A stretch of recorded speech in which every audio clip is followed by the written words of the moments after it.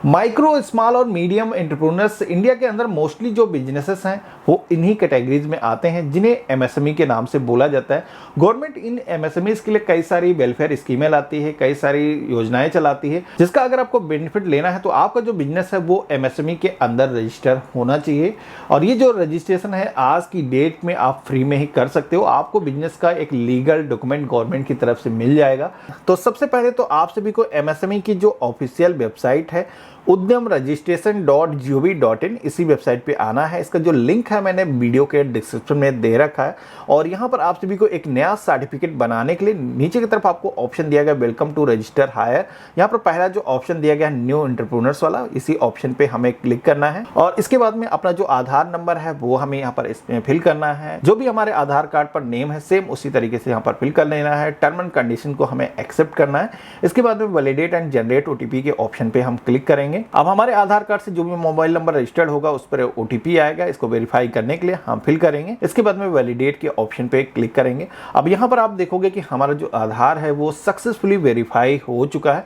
इसी के साथ में नेक्स्ट जो पेज है वो भी हमारे सामने आ चुका है, जिसमें कि सबसे पहले तो टाइप ऑफ ऑर्गेनाइजेशन के सेक्शन में आना है। इस ऑप्शन पे क्लिक करोगे तो आप यहाँ पर देखोगे तो कई सारे टाइप्स देखने को मिलते हैं, जिसमें कि कंपनी है या फिर सेल्फ हेल्प ग्रुप है या किसी अदर टाइप का ऑर्गेनाइजेशन है। आपको यहाँ पर चूज करने का ऑप्शन मिल जाता है, जिसमें कि अगर आपका इंडिविजुअल बिजनेस है, सिंगल प्रोप्राइटरी वाला बिजनेस है, तो यहाँ पर आप सभी को प्रोप्राइटरी वाला जो ऑप्शन है इसे ही आपको सेलेक्ट करना है। इसके बाद में अपना जो पैन नंबर है वो हमें फिल करना है। टर्म एंड कंडीशन को एक्सेप्ट करने के लिए इस ऑप्शन पे क्लिक करना है, देन वैलिडेट के ऑप्शन पे क्लिक करना है। तो यहाँ पर आप देखोगे कि आपका जो पैन कार्ड है वो भी सक्सेसफुली वेरीफाई हो चुका है। अब यहाँ पर हमें कंटिन्यू के ऑप्शन पे क्लिक करना है। तो आप यहाँ पर देखोगे कि अब हमसे पूछा जा रहा है कि क्या आपके पास में इससे पहले जीएसटी नंबर है, आप इससे पहले आईटीआर फाइल कर रहे हैं। तो भाई इससे पहले हमारे पास जीएसटी नंबर नहीं था, ना ही हम आईटीआर इसके फाइल कर रहे थे। तो यहाँ पर दोनों ही ऑप्शन में हम नो के ऑप्शन पे क्लिक कर देंगे।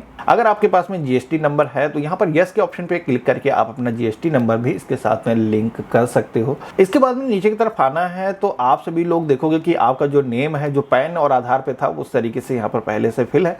आपको अपना जो मोबाइल नंबर है वो यहाँ पर फिल कर देना है, अपनी ईमेल आईडी यहाँ पर फिल कर देना है। इसके बाद में नीचे की तरफ आना है। यहाँ पर आप सभी को अपनी जो सोशल कैटेगरी है जैसे कि एसटी, एससी, ओबीसी, जनरल, जिस भी कास्ट से हो आपको सेलेक्ट कर लेना है। यहाँ पर मेल फीमेल जेंडर आप सेलेक्ट करोगे। इसके बाद में अगर कोई दिव्यांग यानी कि विकलांग व्यक्ति है तो यहाँ पर उसे यस करना है, अदरवाइज इसमें नो के ऑप्शन पे क्लिक करना है। नेम ऑफ एंटरप्राइज यानी कि अपने उद्यम का नाम फिल करना है। प्लांट यूनिट नेम के सेक्शन में आना है। यहाँ पर आप सभी को अपने बिजनेस का जो लोकेशन है वो ऐड करने के लिए बोला जाएगा, जिसमें कि सबसे पहले आप अभी प्लांट या फिर यूनिट किस चीज़ की डिटेल्स फिल कर रहे हो। तो यहाँ पर हम अपने बिजनेस का जो भी नाम है, जैसे कि ऑफिस है तो ऑफिस आप इंटर कर सकते हो, या फिर प्लांट है या जिस भी टाइप का यूनिट है यहाँ पर आप फिल कर सकते हो। कई सारे लोकेशन में बिजनेस है तो यहाँ पर ऐड करने का जो ऑप्शन है वो आपको मिल जाता है।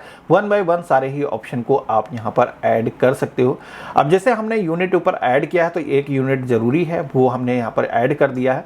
तो जैसे मैंने ऊपर एक यूनिट क्रिएट किया है, उस यूनिट का जो नेम है यहाँ पर हम सेलेक्ट करेंगे। इसके बाद में हम यहाँ पर अपना जो एड्रेस है वो कंप्लीट एड्रेस यहाँ पर फिल कर देंगे। जो प्लांट है हमारा सक्सेसफुली ऐड हो चुका है। इसी तरीके से अदर भी अगर आपका कोई प्लांट है ऊपर आपने क्रिएट किया हुआ तो वो भी डिटेल्स यहाँ पर ऐड कर पाओगे। अगला जो ऑप्शन है जिसमें कि आप देखोगे कि ऑफिस का एड्रेस मांगा जा रहा है, तो आपने कोई भी कार्यालय अगर डिफरेंट रखा है तो उसकी जो डिफरेंट डिटेल्स है वो ऐड कर सकते हो। अगर दोनों ही सेम ही है, मोस्टली लोगों का सेम ही होगा, तो यहाँ पर सेम लोकेशन भी आप ऐड कर सकते हो।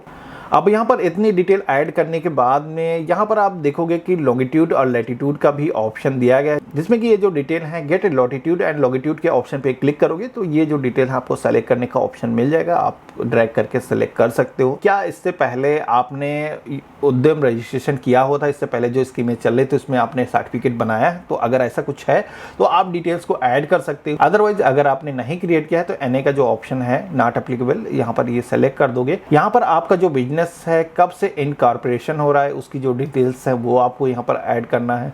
इसके बाद में डेट ऑफ कमिटमेंट के सेक्शन में आना है। यहाँ पर आपको वो डिटेल्स ऐड करनी है जो कि आपका जो बिजनेस है उसकी एक्टिविटी यानी कि प्रोडक्शन कब से स्टार्ट हो जाएगा। अगर आप प्रॉमिस कोई डेट कर रहे हो कब से आप स्टार्ट करने वाले हो तो फ्यूचर की जो डेट है वो भी आप ऐड कर सकते हो। बैंक का name, FSO code, bank account number यहाँ पर फिल करना है और मेजर एक्टिविटी ऑफ यूनिट के सेक्शन में आना है। यहाँ पर आपको बताना है कि आप अपने बिजनेस में कौन सी मेजर एक्टिविटी करते हो, जैसे कि आप मैन्युफैक्चरिंग करते हो या फिर लोगों को सर्विसेज प्रोवाइड करते हो।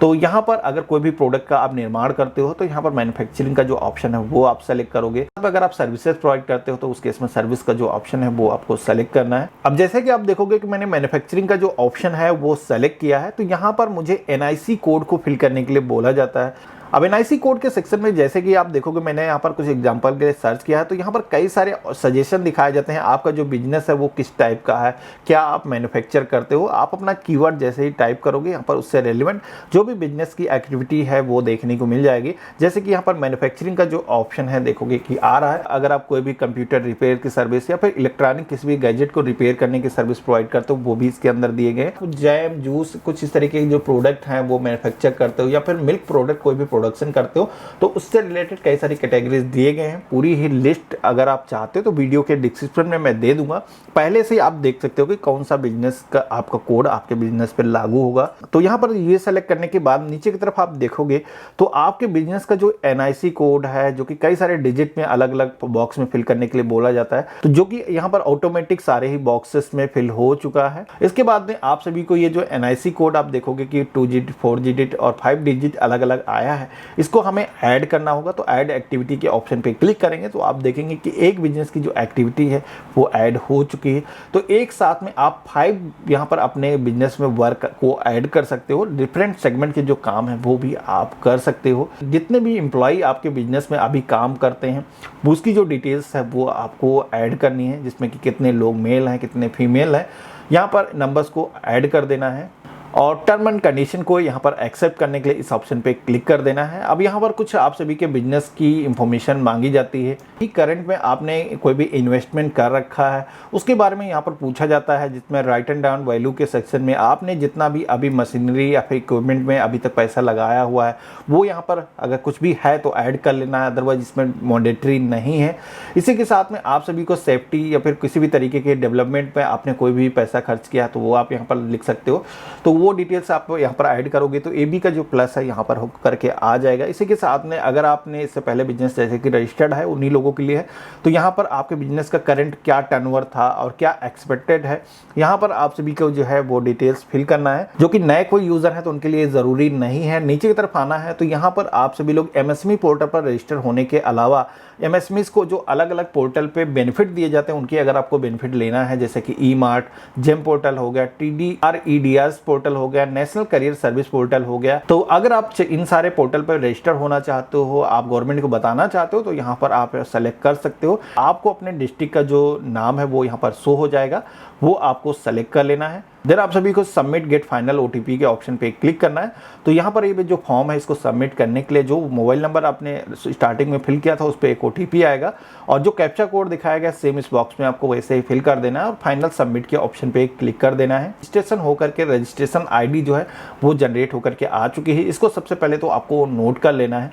अब यहाँ पर जो आपका सर्टिफिकेट जनरेट हुआ है उसको भी आप देखोगे कि प्रिंट करने का जो ऑप्शन है वो यहाँ पर आ चुका है। प्रिंट के ऑप्शन पे क्लिक करोगे, आपको जो उद्यम रजिस्ट्रेशन नंबर अभी आपको मिला था वो आपको फिल करना है, अपना मोबाइल नंबर फिल करना है और OTP आप अपने मोबाइल या ईमेल पर चाहते हो सेलेक्ट कर लोगे। देन वैलिडेट के ऑप्शन पे क्लिक करोगे तो यहाँ पर OTP वो आपको फिल करना है, वैलिडेट के ऑप्शन पे क्लिक कर लेना है। तो यहाँ पर आप देखोगे कि आपके उद्यम रजिस्ट्रेशन की जो डिटेल्स हैं वो आ चुकी हैं और प्रिंट सर्टिफिकेट के ऑप्शन पे क्लिक करोगे तो यहाँ पर आप देखोगे कि आपका जो उद्यम रजिस्ट्रेशन का सर्टिफिकेट है वो प्रिंट करने के लिए ओपन हो चुका है, जिसे आप प्रिंट करके लेमिनेट करके अपने बिजनेस पे लगा सकते हो।